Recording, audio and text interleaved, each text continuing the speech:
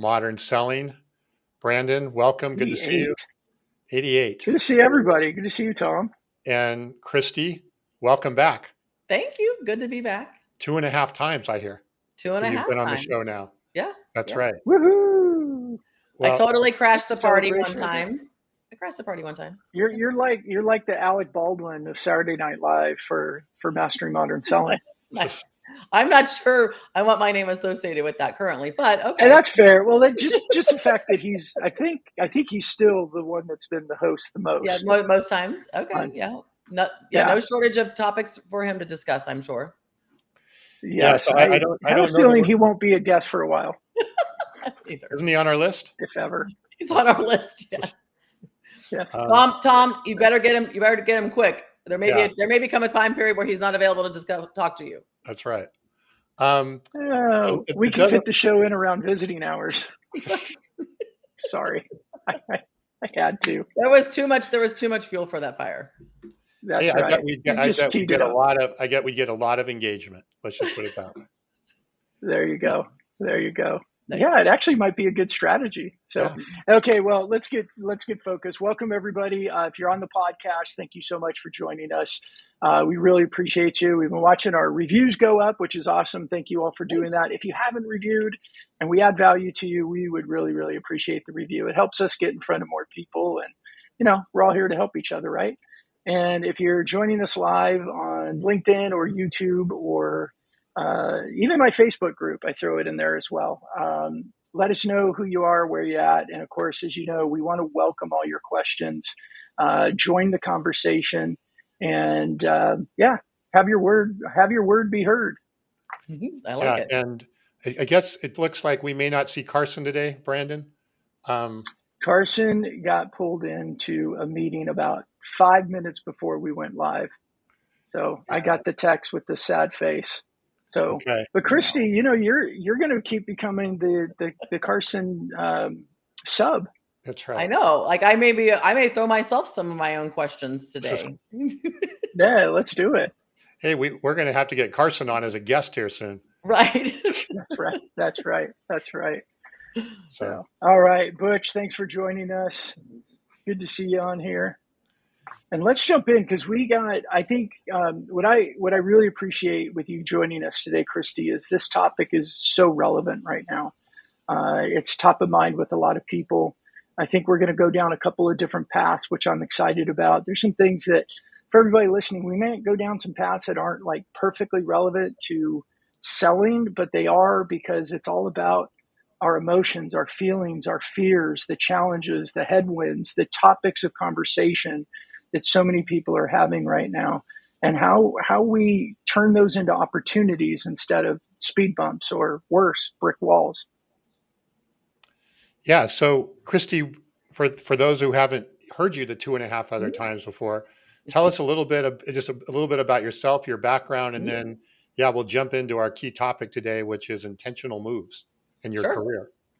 I am Kristie Jones. I am a consultant that works with mostly VC-backed earlier stage startups, but for sure I work with privately owned companies. So the public domain is really not my swim lane, not my specialty.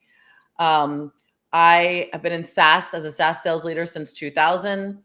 In 2016, I started my own consultancy business, and I really do 3 things exclusively. One, helping companies build out their sales processes or improve those. Everything from documenting them out in the playbook to making sure that they tie to the CRM system, which I think is so important. But I always say a lot of times the people aren't broken, but the processes are. So I can hire great people for you, but if the processes are broken, then the best A player I can find you won't be able to help. Which leads me to thing 2. I'm spending a lot of my time right now doing what I call hiring help. So I project manage the hiring process. You are never alone with the candidate. I am hand-holding you all along the way to make sure that you get the best candidates possible. I'm currently engaged in a couple of, we just found a VP of sales for a client I was working for and just made the offer a week or so ago, and he's going to start in a couple weeks. So I'm excited about that.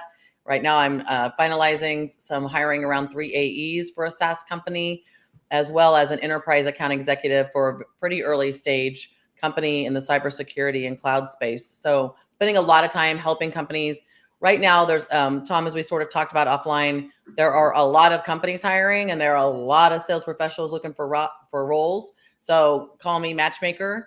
I like to make sure I'm putting the right people in the right roles with the right companies. So I'm spending a lot of time doing that.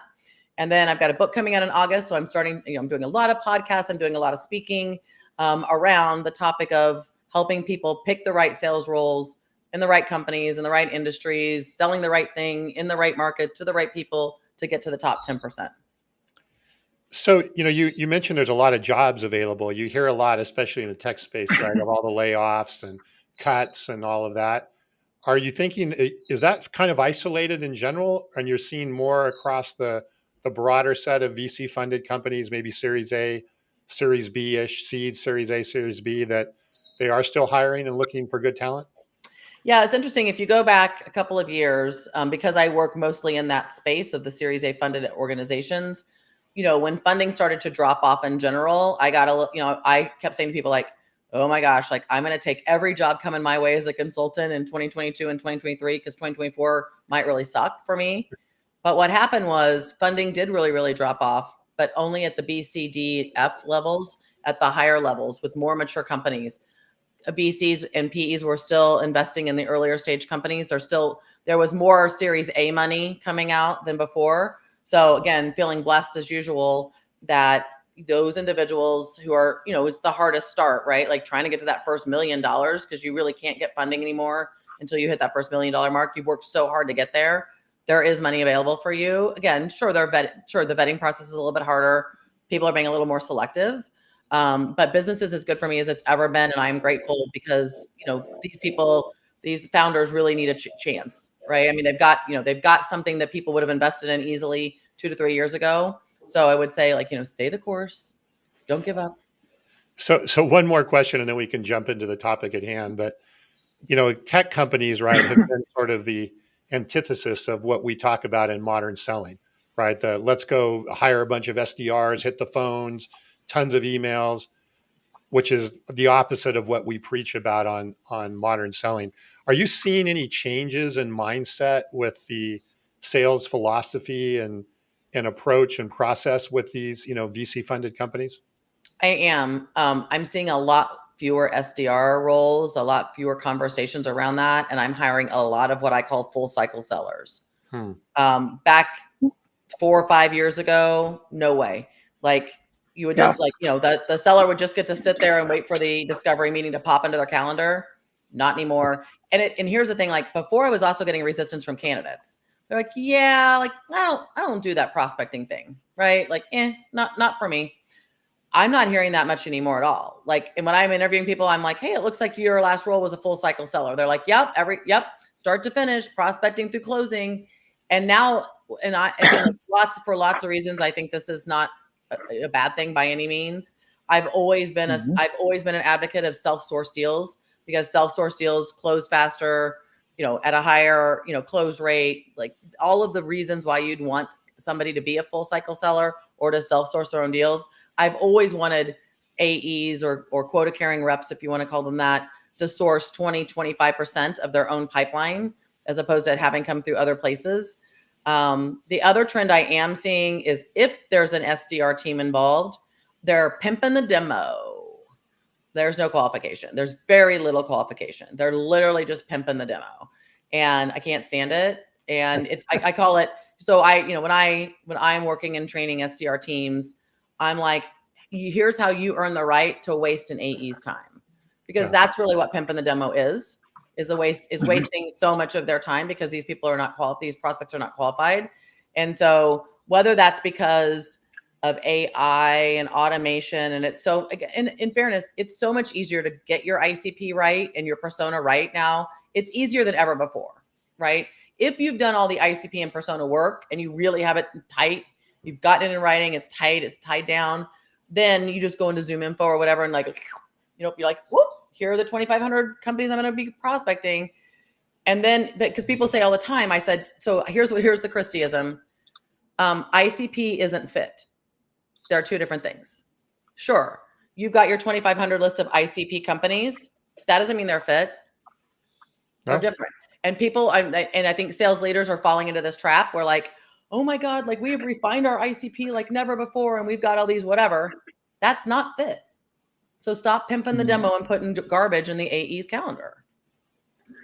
I've got a burning question, and it may not be totally on topic because I want to get to the impact of panic on decision making. But as you're talking about more full cycle AEs that are sourcing their own prospects and filling their own pipeline, are they doing any different activities than we've traditionally had the SDRs to do? Like, are they being taught and trained to just, pick up the phone and call like an SDR, send emails like an SDR? It's just now the AEs doing it themselves?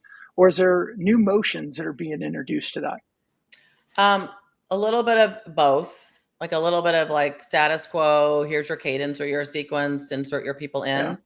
Yeah. I'm seeing a good number of those because perhaps the full cycle sellers weren't full cycle selling in the past and they had those teams, but they were probably doing some sort of, let's say, targeted prospecting around key accounts, target accounts they've been given. They're used to a more customized and personalized approach.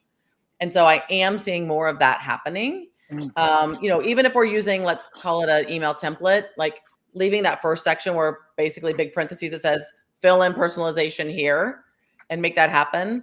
I have been doing something interesting as a result of a client of mine doing something interesting.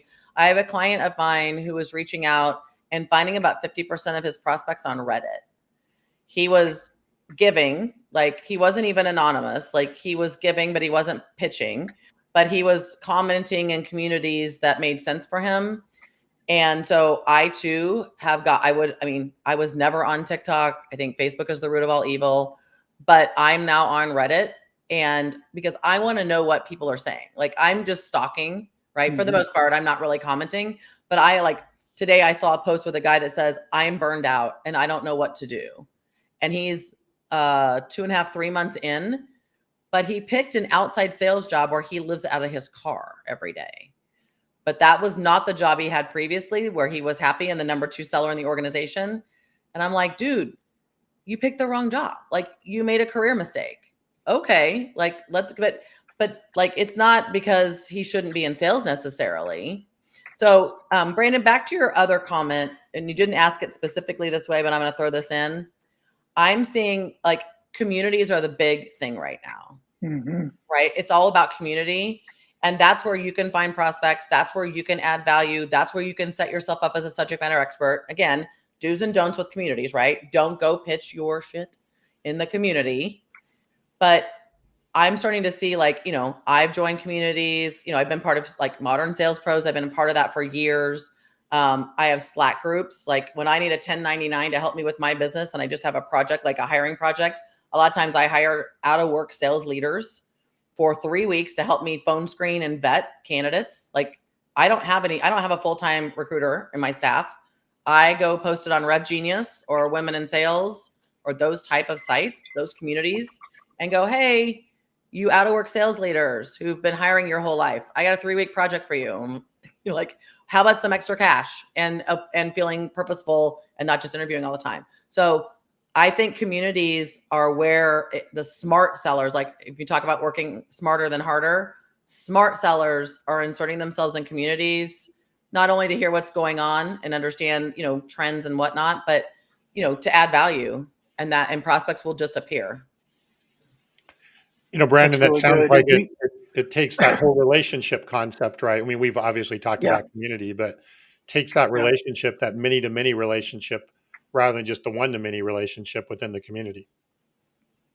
Yeah. And I'm seeing that trend too with communities, and even traditionally over the last, several years, I probably would say that like LinkedIn groups are worthless because it's where people go and they pitch their stuff and there's no engagement, there's no comments. But we are seeing the right type of content is getting a lot of engagement. People are having conversations. They want to have those conversations. And it's a great place for people to build relationships, to learn, to network, and to get conversations with people. But you got to have the right content. And that's still the big challenge because people don't know how to think about the right content overall. They want to go in and pitch and go, I'm here. And then they do that for a week and then they go, groups don't work. I hired a new marketing company recently. I'll pimp them here, 20 Mile Marketing. And the first thing that the owner of the company did was ask me for 10 names of 10 founders that I'd worked with in the past and 10 sales professionals. And she went and interviewed everybody.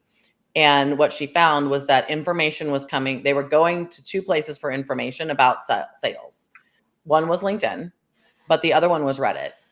And when we dug deeper on the Reddit thing, the reason they went is because mostly it's anonymous. And it sounds counterintuitive, right? That you would take advice from somebody that you don't know what their credentials are, but it gave them a safe place. The majority of my ICP and our startups, but my personas from an individual contributor standpoint are white men between the ages of, 25 and 45. And so I think it was a safe place for them to go and say, like, I'm burned out, or like, I think my compensation plan is screwing me over. Like, what do you think? I think it's the anonymity, unlike LinkedIn, which has no anonymity whatsoever. Mm-hmm. It's a place for them to go like, hey, like, am I really getting screwed here? Or, like this happened and like, I lost this deal and here's why. And like, I'm confused and my manager's mad. And so.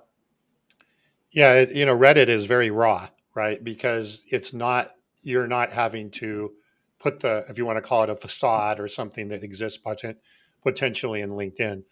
You hear a lot of comments about Reddit that it can be very negative, or people can be very basically dickheadish in the thing mm-hmm. as well. But I do think it's an opportunity to kind of get some raw data and see some of that raw, mm-hmm. what's really going on, right? Rather than being covered by the. And raw is good. I think mm-hmm. we've a lot of people in LinkedIn, we are scared to be raw. We're scared to be totally mm-hmm. authentic. I mean, we talk a lot about authenticity in LinkedIn, and for most people, they go mm-hmm, mm-hmm, and then have no intention of being authentic.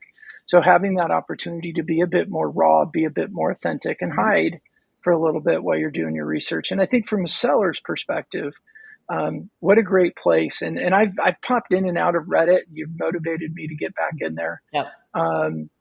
But yeah, from sellers is a great place to go. I mean, I would say go into Reddit and read what's going on and see, we talk about what are you observing? What are you thinking? What are you feeling? Go in Reddit and assess those things, and then create your content from your personal brand and LinkedIn about this is what I'm observing. This is what's going on. And it's a great way to establish yourself as that SME. Because you're sharing information that's raw and real and into the masses. That's a really good content. That's a good content hack, Brandon. It is. I mean, and that's what we did. Like today, I would literally, right before you guys, I got off the phone with my weekly call with my marketing company, and she's like, "What are you seeing? What are you whatever?" And I'm like, "Well," I go, when I got on Reddit a couple weeks ago, I, signed up for all these sales channels, and I'm like, they're pinging me for things that they think I would be interested in, and I'm like, today was like, hey, like I'm burned out after like 3 months, like what the heck? And I read the thing and I go, they picked the wrong sales job. Like they're not like, he's rethinking his sales career. And I'm like, no, don't do that. Like you just picked the wrong role. Yeah. There's 70 plus roles out there. Like for people don't understand how many different sales roles there are and how hard it is to pick the right combination of things in order to make sure that you're happy and successful and earning the most income you could. I want to go back to something just because I think it's very, very important for people to be listen to hear. And that is the observe, think, and feel. You just called it a content hack. And I hate the term hack. I'd rather call it a strategy and a system, but basically the same thing, right?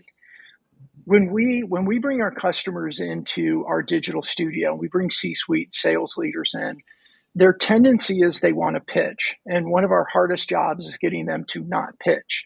And we ask those questions like, oh, well, what are you observing is going on in your industry? What do you observe your customers are doing? What do you observe they're talking about? What do you observe that they're scared of? What do you think this means? And how do you feel this is going to influence them over the next 6 months?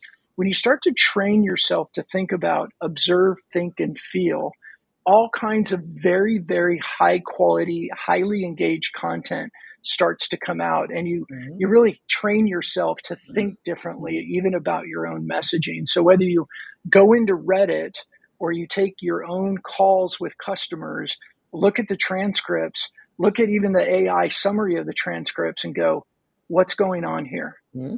Not how do I sell this, but start with what's going on here. What's happening? What are they thinking? And turn that into your content. And whether you go into Reddit and you share that anonymously or somewhat anonymously, or you turn it into LinkedIn posts or LinkedIn articles, you're establishing yourself as a true SME. Mm-hmm. And if you want people to see you as an SME, you want them to see you as a trusted advisor, well, you got to provide trusted advice. And I think that's one of the easiest way to do it. And it's the hardest way to do it because we have to retrain our own thinking. Mm-hmm.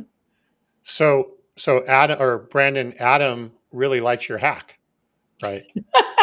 About taking the insights from Reddit to add value on LinkedIn. Yep. And I think that's a really that was a Kristie Brandon collaboration there. Okay. Fist bump that out. And Valinda is asking Kristie, other than Reddit, what were the other communities that you talk about that you may spend time in?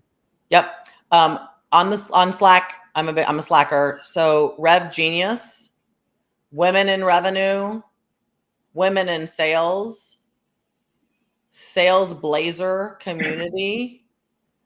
That'll get you started. You said Modern Sales Pro as well, right? And Modern Sales Pros is if you go into LinkedIn, they have a company page and you can join the community there. Right.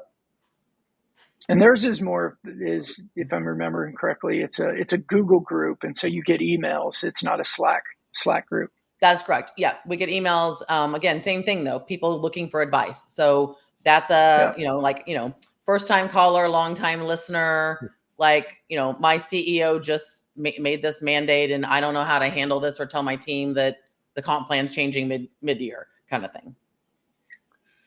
So okay, can I throw another pause, because I think this is relevant for everybody too. I would expect a lot of people, what they're hearing right now is, oh my gosh, I don't have time for this. That's a lot of work. Yeah. But I think the pedal harder, just make more calls, just make more emails. The motion might be easier for you because you're used to doing it, but it's not producing fruit. It's time to start pruning. Right? Train your tree differently to grow in different areas and produce that bigger, juicier fruit. But you're not going to do it just by doubling down, tripling down, and quadrupling down on the motions that you're comfortable with, even though they suck and they burn you out.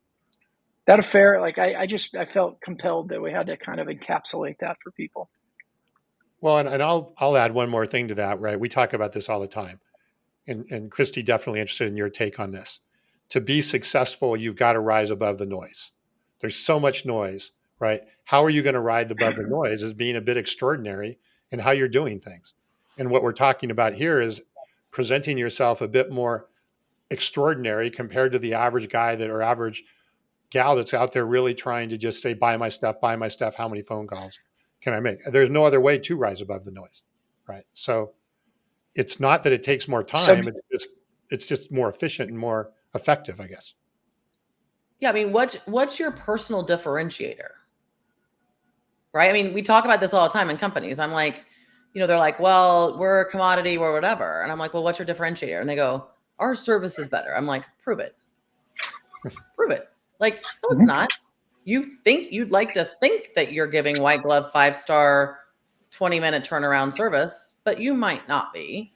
So, but what's your personal differentiator? So said differently, I'm talking a lot about people's sales superpowers. Like, what's your superpower? What do you do better than your coworkers and your competitors?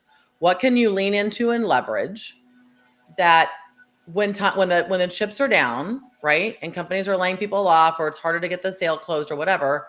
What do you feel confident in leaning into that says, if I leverage my superpower at this point in time, I should be able to outsell and out-earn my coworkers and my competition. But I'll get woo-woo because Brandon loves it when I get woo-woo. But people are not spending enough time, get to know yourself before you get to know the prospect, right? And that goes into this, you're putting yourself in the wrong sales role. And stop, I'm so tired of hearing about only 43% of sellers are hitting quota. Okay, I live in the Series A VC startup world.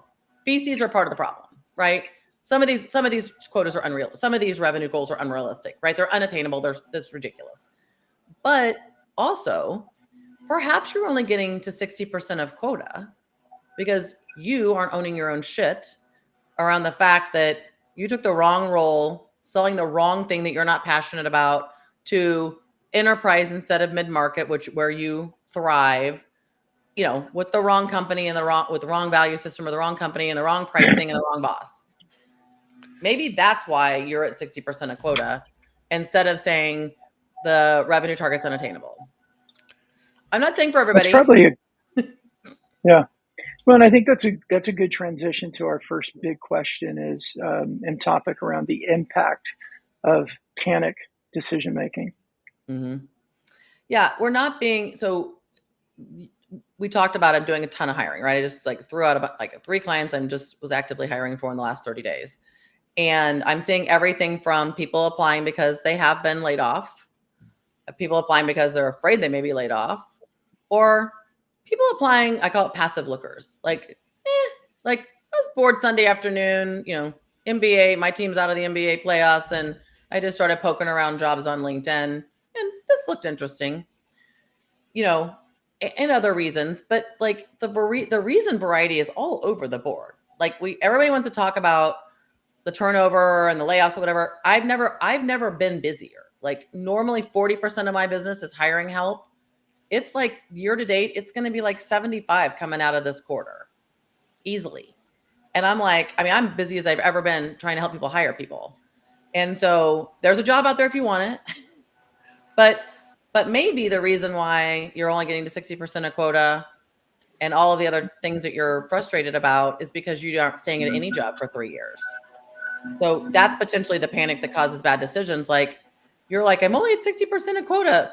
I'm probably need to come, leave this job and go to another one. Well, how about you just buckle down, double down? And I say to people, I'm you're really not, I don't know how you would expect to be successful in under 3 years, right? The first year, just trying to figure the whole damn thing out, right? Processes, the people, the questions you're supposed to ask, how, all of that, all the sales processes type stuff. Year 2, you're okay, got that. Now, how do I make that work for me? How do I Christieize that? How do I personalize that? How do I play to my superpower? How do I use my my sales secret weapons? And by the way, it was if in SaaS, if 20% of deals close, which by the way is almost generous right now, 16% of deals are going to close. Let's say 100 deals. Let's say you run 100 deals through your pipeline. Well, that's 84% of deals that aren't closing. And I call them not right nows. I don't call them no's. They're not right nows for a reason. If you really have narrowed down your ICP and you're pulling that stuff out of Zoom Info or whatever, it's coming inbound. These are people that potentially should or could be customers at some point. But by the time they have the pain is big enough to need you, you're gone. You're at another company selling something else in another segment, another vertical. So you go to all that trouble to work so hard to build up your pipeline. And then all of a sudden, you've worked all that time and all that hard. And then all of a sudden you're those 84% of people, 84 people that you talked to this year that were in your pipeline and year 2, 170 some odd people that are future customers. You worked all that time and then you leave. So, hey, I have a couple questions here. When you're seeing salespeople lose their job, mm-hmm. And I know it probably varies from company to company, but are you seeing that in a lot of cases where they're at the highest risk is if they're missing quota and these quotas that may be inflated or unrealistic, or is it more because they're not, as you just said, at least making an attempt to exercise their superpower and be that A-team player, right? I would think if I have an A-team player, and even if they're not making quota, they're not going to be at risk. But if I've got somebody who's not really trying to develop themselves and make themselves be all they can be, those are the people at risk. Yeah, you're right. It's a little bit of a mixed bag, but I am seeing, and it's funny.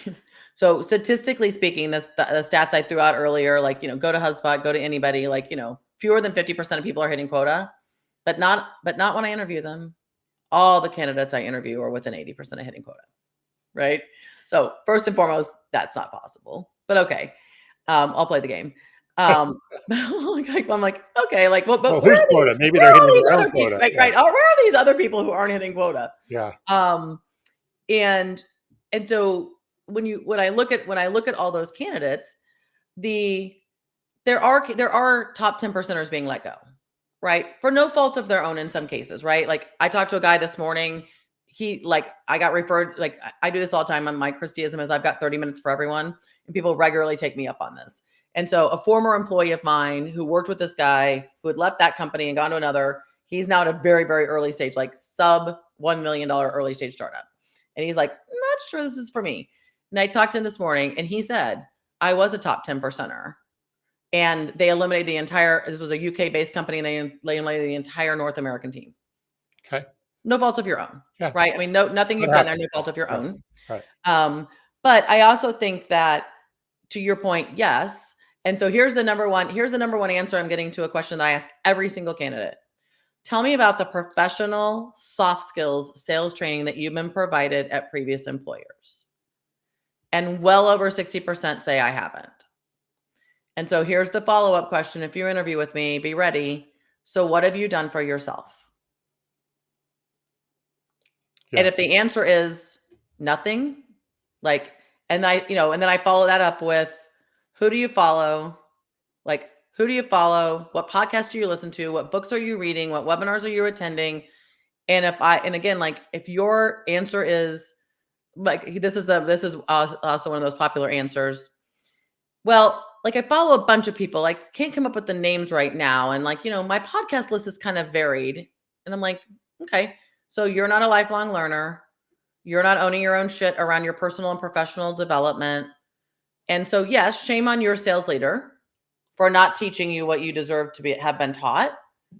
But in the absence of that, because we talked a little bit about, I think before we hit the record button, that top salespeople are being promoted to sales leader, but they don't know what the hell they're doing. And so the sales professionals underneath them are not getting the training that they need. But it is easier than ever. Hey, LinkedIn Learning. Hey, Udemy. Yeah. Hey, Sales Gravy University. Yeah. Hey, every podcast that has the word sales in it. Hey, hey guys. Like, I'm like, we literally, one of the companies I'm hiring the 3 AEs for is an e-learning company. So one of the number one competencies that we're looking for is lifelong learner, and taking responsibility for that. And we got one of those answers, and we loved him. Every other answer we loved him. And I got off the phone with the HR manager, and I'm like, we cannot move him forward. She goes, oh, good. I'm glad you understand. I go, yeah, hello. I'm like, no, took no accountability for his own personal professional development. So there's two scenarios, right? Brandon, you back, looks like, and I am. Sorry about that. It got loud. My outside office neighbors landscapers decided to do some work. I thought you were going to say cicadas. That's what I'm dealing with. Yeah, I've heard that. I could not go outside today because the cicadas would make you all crazy. So if I'm looking for a job, I'm looking for a sales role. Do you have like is there a checklist of things that I should be doing, almost a self-assessment on, that says, hey, I'm looking for, and maybe it's not even, I just know I want a job in sales, right? Mm-hmm. So what is it, the assessment I should be doing for myself, and even kind of a plan for myself to say, how am I going to have the highest probability of finding the right position and being successful, over the next 2 to 4 years, right? Not successful in the next, and there could be a definition of success in 6 months, but it's, as you pointed out, it's hard to really be successful in 6 months or 12 months or 18 months when you're leaving there. So what would you kind of tell people as kind of a self assessment that they should do? Yeah, everybody talks about strengths, but I'm talking about superpowers, because superpowers are strengths that you have had intentionally honed, right? Developing something happens over time organically. Just so I play tennis. I use this example. I play tennis. My tennis superpower is my forehand slice. Now, I got my forehand slice because I grew up playing racquetball. So it did come naturally to me, but I developed it over time because every time I step on the court, the situation is different. Okay. Right? My opponent is different. The surface is different. Am I inside or am I outside? How's the damn lighting in the inside venue? Lighting changes dramatically. What balls am I playing with? All of that. So my forehand slices, even though it was natural, I've developed it over time just by getting on the court as often as I do. But I hone it because one summer I decided I wanted to make it really nasty. And so I hired a coach. And then I spent an hour with him a week, and he made me spend 5 hours a week at the wall. Big brick wall, 2-story at the junior high up the street from me. Put my headset on with my loud music, took my one tennis ball, it's all I needed, and my racket. And I was developing muscle memory. So what I say to sales reps is, that's the example I use, how I honed it. I developed it over time just by stepping on the court, but that wasn't going to make it nasty. Making it nasty means I had to practice that and get muscle memory around it. Well, instead of muscle memory for sales, I call it mental memory. So every time this happens, I do this. It's rote. I don't have to think about it. I know, because that's my superpower, that this works. So Tom, back to your question, so my universal superpower is generosity.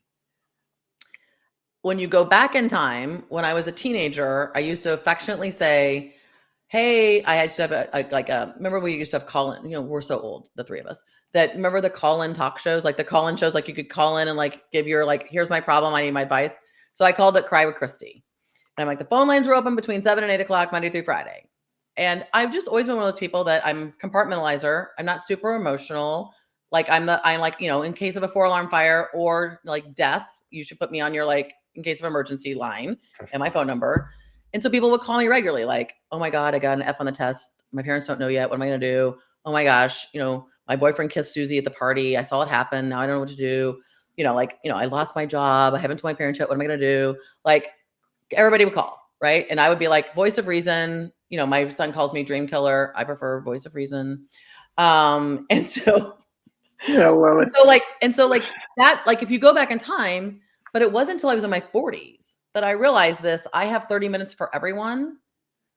That's my superpower. People come to me, and now as my dad would say, and now instead of firing you for shooting your big mouth off and telling people shit that they don't want to hear, people pay you. He goes, it's genius, this consulting thing you've built yourself around, right?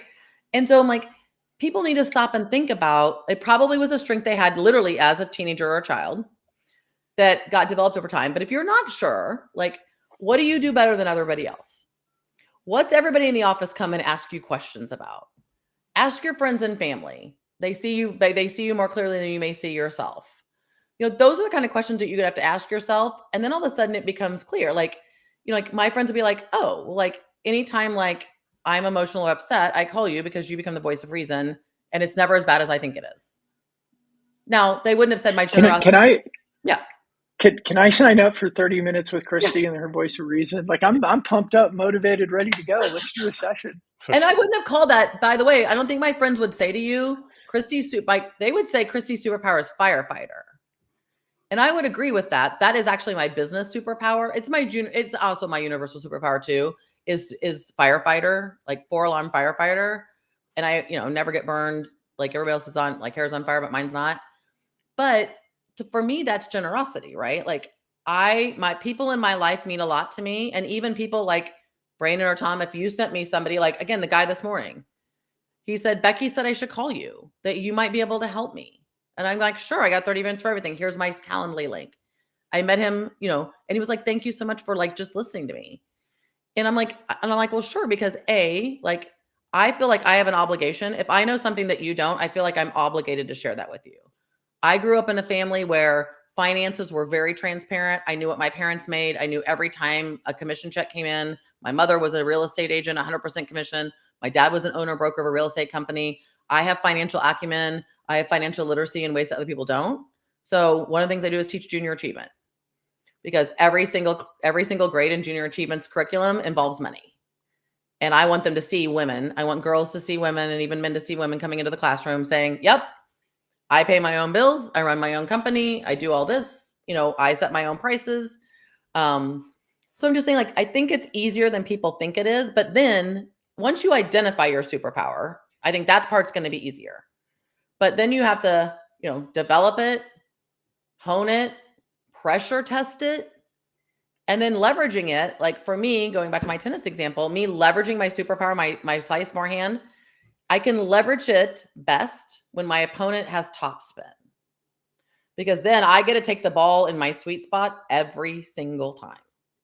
If my opponent is also a slicer, then I know it's going to be a long, miserable day for me, because that ball is never going to be exactly where I want it.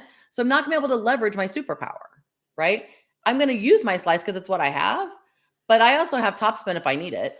So like, I just don't think people are taking time to think all of those things through, just in general. And then they're sure as hell not thinking them through before they go and apply, because they wouldn't be applying to 40 jobs in a week. They'd be applying to 4.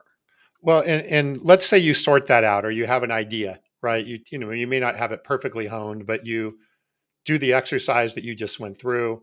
You have an idea of kind of what makes you extraordinary or special.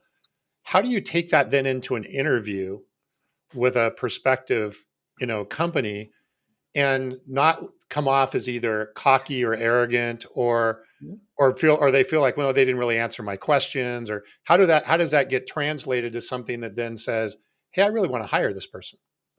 Well, first off, I want to say that I think if you figured all that out, then you don't even have to wait for someone to post a job. If you've done your homework and you figured out what your superpower is, and you figure out how you can leverage it in a particular organization, like, hey, I really should be selling this in this space with this, whatever, then you can reach out to the VP of sales of the CRO and say, hey, I'm looking for my next opportunity. Here's why. I went to your careers page and I didn't see anything, but I would love for you to donate 15 minutes to the cause, just so you can learn a little bit more about me, just to see if in the future there might be something, a way for us to work together. But in the interview, I mean, like, I actually just ask what your superpower is. So let's just say that not everybody's the interviewer that asking these crazy questions like I am.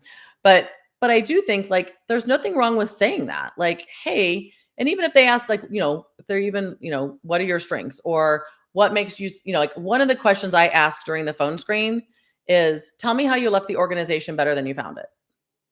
Or how are you going to leave the organization better than you found it? That's in the phone screen. I only give 30 minutes for phone screen. But if you can't articulate to me in the phone screen that you did more than what the job description asked you to do, then you're not an A player. Pass.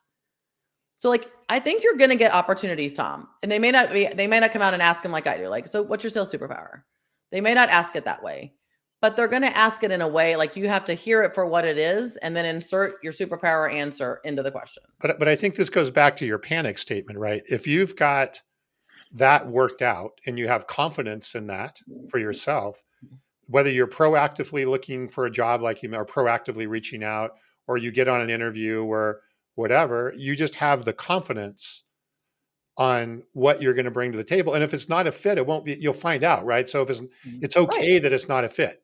Right. And I think where the panic comes in is where people go, oh my God, I didn't make this one. I didn't make this one. I didn't make this one. Because they don't really know where the right fit is. They don't know if they got to the right place, if I actually got to the right place. Yeah. And I think it's like, again, yeah, go ahead. I was say it's confusion that creates more confusion, which creates more confusion. So you get to the point and you go, shit, who am I? Right? Because if you don't go into that, and I think whether you go into a sales, like a prospecting call, a first call, or it's a job interview, it's the same thing. You have to have your plan. You have to be prepared and try to lead the conversation where you want it to go to get the information you need. I think when you're looking for a job, you want to go in prepared to be able to take the conversation to your strengths and what you want to disclose about yourself, not just respond, and then go, I didn't get to really share the best parts of myself because the interviewer didn't set you up the right way. Does that sound accurate, Kristie? Yeah, I'm back to own your own shit again, Brandon. But Tom, you said something that I wanted to stop on, is you said use the word fit, which I use all the time. Not every job is a fit for you.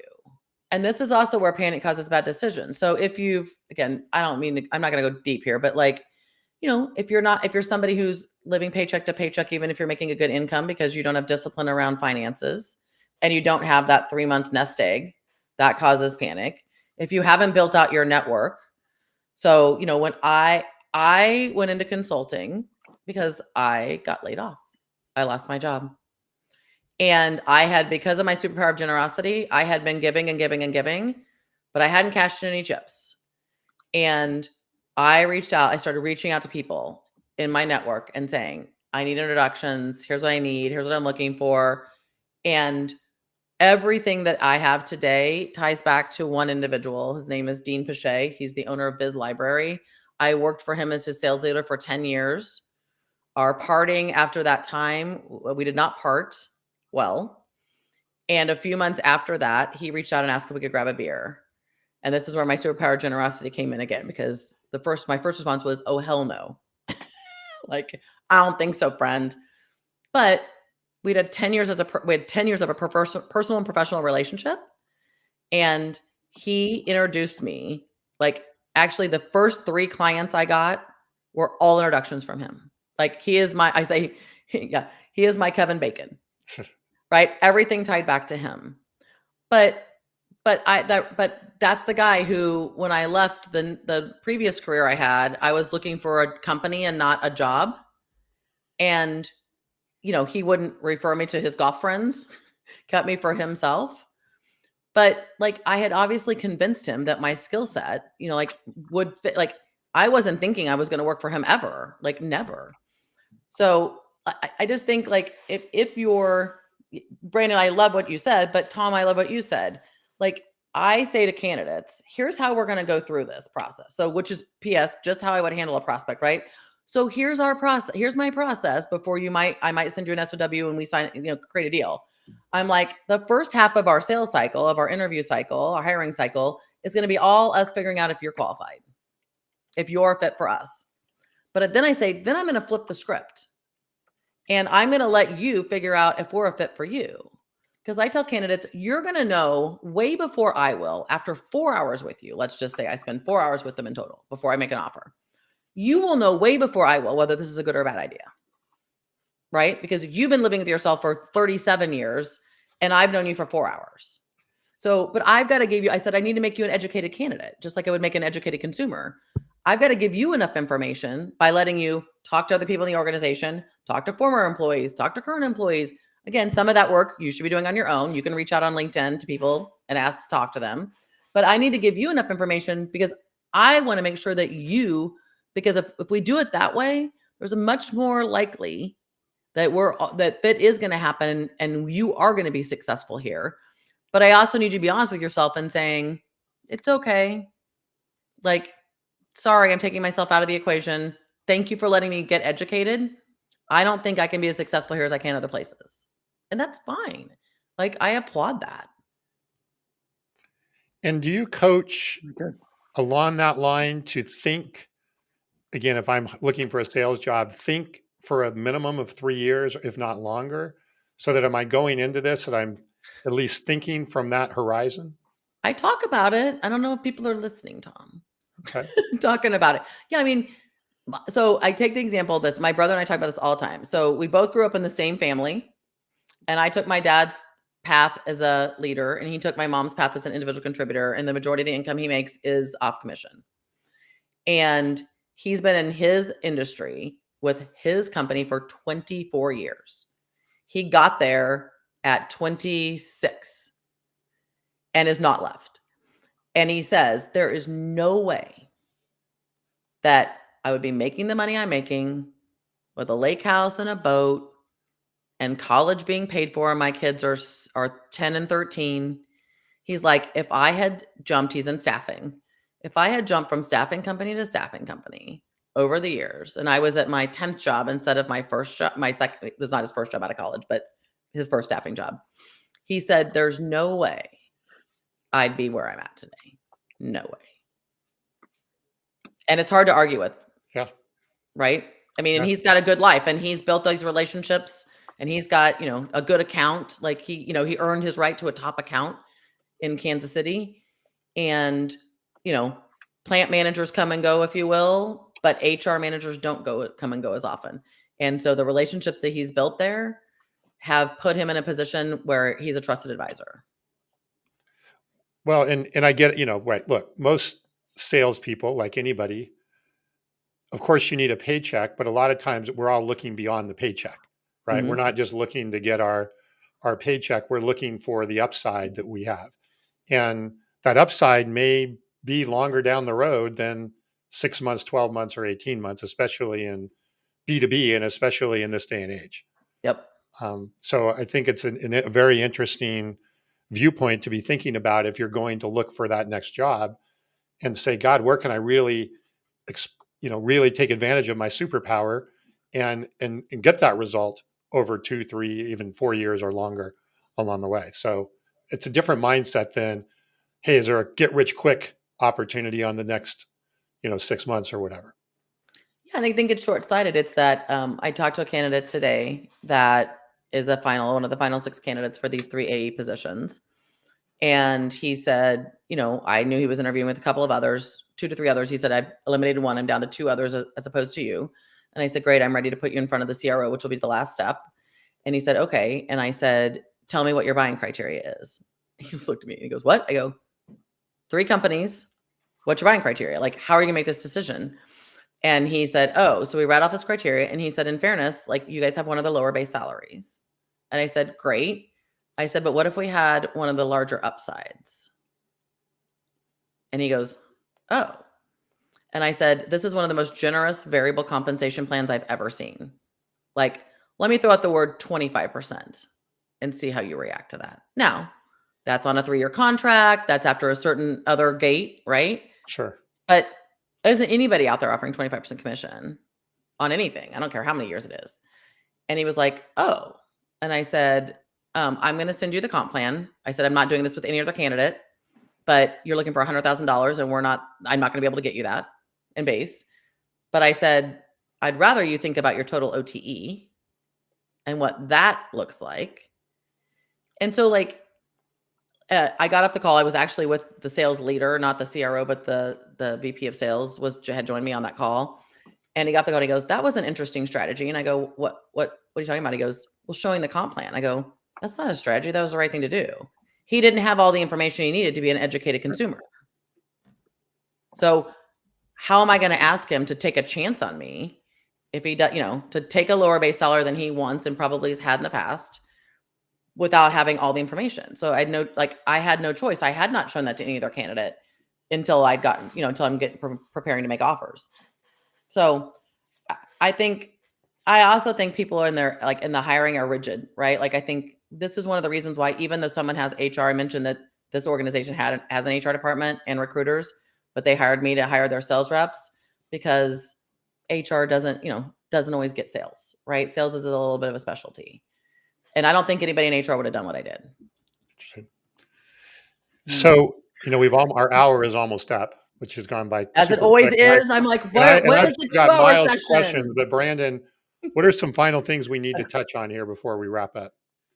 I think we wrap up with this. I think that this was a unique show for us, and yet I also think it was very needed. It's we had very little comments and engagements compared to normal shows, but I think this was just so information rich. Kristie, you brought amazing information for people, whether they're job searching or they're in a current job or they're hiring, that I think as we move into, we talk about it's modern selling. It's everything we're doing is in this new environment. It's in this new world. And I think you're leading the way with helping people know themselves to lead themselves. And there just hasn't been enough of that in our business culture, especially over the last 15 to 20 years, where it's just been a lot of get what you can get and move to the next the next thing and get more and get more and get more. And now that dance is over, I think people need to get back to some of these basics. And it's not saying what you're talking about is basic, but it's the basics, but that most people don't know and don't do. I know I've learned a lot of things from the hiring side that have really made me think a lot. Good. We have a very special listener here that said it was a fabulous conversation. So I know, I saw that. Man, that's high praise. Somebody who's listened to right. every word of every episode that we've ever really done. this is your groupie. No, that's my wife. So Oh, who is your groupie? Same thing. Come on, Same Lauren. thing. Groupie, wife, Groupie. You got yeah, groupies. I that's love high it. praise, Lauren. Thank you for that. Thank you, Lauren. Yes, I did not know how special the listener was. you know what I'm really thinking about too, and I really promise not to go down a rabbit hole when we have less than 5 minutes left. But this whole idea of understanding your superpower, understanding what you do well as an individual, that certainly can elevate to a company, especially an early stage startup. Oh yeah. Because, and I look at my software company and I look at the growth that we've had over even the last 6 months. It's because we really have identified what we really do well and who cares, right? What customer really cares about what we do well. Mm-hmm. And there's some that don't care at all. But when we find the ones that really care about what we do well, the velocity of the deal, the quality of the deal, the size of the deal, everything comes together that much faster and better. And so the same concept could be taken to Yeah, a business as much as it is an individual along the way. for sure. So, Yeah, all right, that's Kristie, good. Let's wrap. where can people find out more about you? Your book's coming out in August, you said, right? It is. Yep. So selling your way in, the playbook for setting your income and owning your life. And it is all about what I talked about today. It's all about fit, right? It's all about finding your right place in the sales universe to be as successful as you can be, however you define that, earn the most income, that you can earn. I would love for you to connect on LinkedIn. I love when I do this, somebody reaching out on LinkedIn and telling me about your one takeaway. If you have more than one, tell me about your takeaways and what really resonated today, because I really am, again, I didn't want to write a book on sales how-to, right? I didn't want to write a how-to book. I just think there's so many people that are, again, unhappy, that are losing their jobs, that are quitting their jobs, that are whatever, because they just haven't figured out the right sales formula for them and put themselves in the best place to be successful. Great. I was prepared with, expecting Carson to show up. I knew today I had a quote. It reminded me of the movie. It reminded me of Hunger Games, where Plutarch talks about its moves and counter moves. And I kept thinking about that today. Everything you're talking about, it's you got to first start at that foundation. You got to know yourself to lead yourself, but then it's moves and counter moves. It's that constant flow of positioning yourself in the smart way. Yep. I call them step changes, career step changes. Keep making the right career step changes. And that may not mean every 18 months. Well, thank you for the comment also from Valinda. She also enjoyed your position and perspectives. Thank you. So wait for Linda, and Butch was too busy listening to ask questions. So, all right. That's a good thing. Well, hey, for everybody, and Valinda especially, who's become a friend of mine over the years, thank you for joining us today and being with us on Mastering Modern Selling. We'll see you next week. I started to look. I totally forgot. We'll have Carson back next week. And, no, I think forgot who our guest Carson's is. in the Caribbean next week. Oh, you're right. Cruise. That's Carson. right. It's one of these days, I think maybe before Christmas, we'll get all three of us back together again. So it's been a while. Yeah. Nice. Thank you guys for having me on again. It's always a very, very engaging conversation. We'll get you back for 3.5 soon.